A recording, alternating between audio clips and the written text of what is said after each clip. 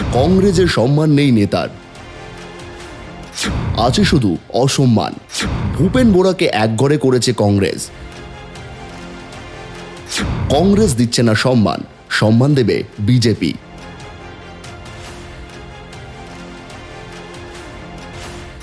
কংগ্রেসের নিজের নেতারই অপমান। অসম রাজনীতিতে তীব্র আক্রমণ শানালেন মুখ্যমন্ত্রী হিমন্ত বিশ্ব শর্মা। তার সরাসরি অভিযোগ, কংগ্রেস নিজের রাজ্য সভাপতি ভূপেন বোরাকেই প্রাপ্য সম্মান দিতে পারছে না। কংগ্রেস চায় ভূপেন বোরা যেন সম্মান না পান, কিন্তু আমরা তাকে সম্মান করব। ভূপেন বোরাকে নিয়ে রাজনৈতিক যুদ্ধ। নিজেদের নেতাকেই ছোট করছে কংগ্রেস।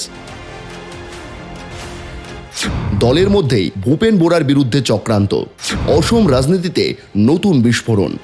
মুখ্যমন্ত্রীর দাবি, রাজনীতিতে মতভেদ থাকতে পারে, কিন্তু একজন নেতার মর্যাদা কখনো ছোট করা উচিত নয়। কংগ্রেস যদি তাদের নেতাকে সম্মান দিতে ব্যর্থ হয়, তাহলে সেই সম্মান দেবে সরকার ও রাজ্যের মানুষ।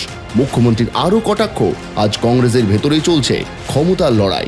দলের নেতারা একে অপরকে দুর্বল করার রাজনীতিতে ব্যস্ত। মুখ্যমন্ত্রী বলেন, রাজনৈতিক লড়াই থাকবে, কিন্তু ব্যক্তিগত সম্মান কখনো প্রশ্নের মুখে পড়া উচিত নয়। আর সেই কারণেই রাজনৈতিক প্রতিপক্ষ হলেও ভূপেন বোরাকে সম্মান দেওয়ার কথা জানিয়েছেন তিনি। কংগ্ৰেছে বিচাৰিছে যে ভূপেন বৰাই যাতে সন্মানটো নাপায়, কিন্তু আমি সন্মান দিমেই। কংগ্রেসে চলছে নেতাদের যুদ্ধ। দলের ভেতরেই ভূপেন টার্গেট।